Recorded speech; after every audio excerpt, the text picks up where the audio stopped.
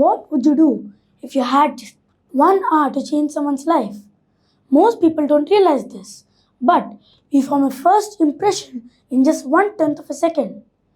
According to a Princeton study by Willis and Todorov, the human brain makes an instant judgment on a person's trustworthiness, competence, and warmth in just 100 milliseconds before they have said a single word.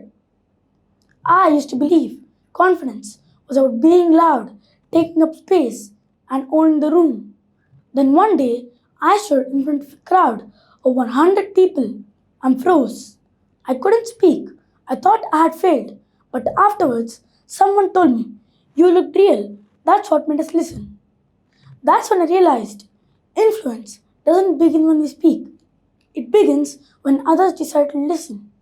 And the most powerful tool we have isn't our voice, it's our ability to make others believe.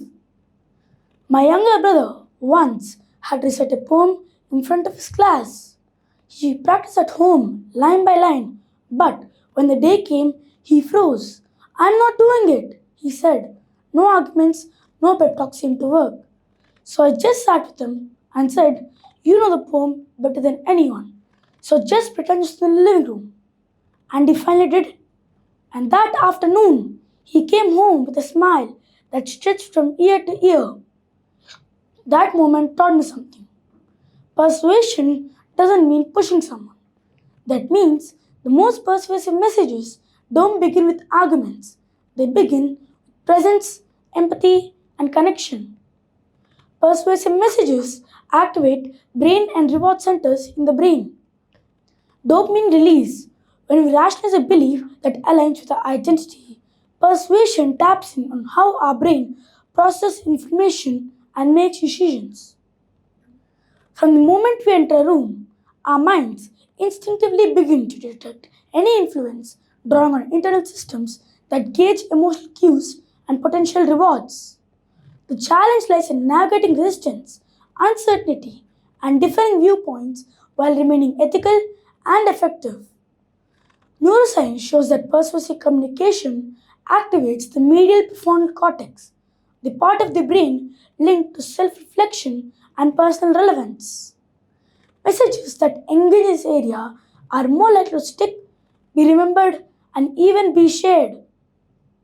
Persuasion doesn't mean convincing anyone. It's about reshaping thinking through insight, trust, and timing. And in most cases, it's not what said matters.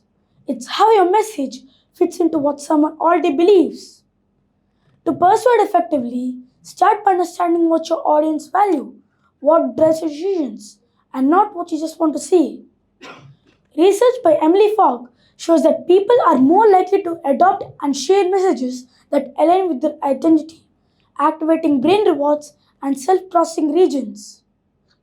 This shows that persuasion is less about presenting more data and more about making messages personally relevant.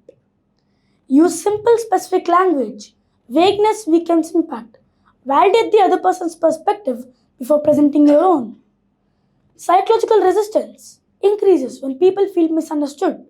Combine logic with emotion because while facts inform, emotion motivates action. Real influence doesn't come from overpowering someone in debate. It comes from creating a message others see themselves in. When done right, persuasion becomes less about pushing an idea and more about making it easier for others to see why it matters. Thank you.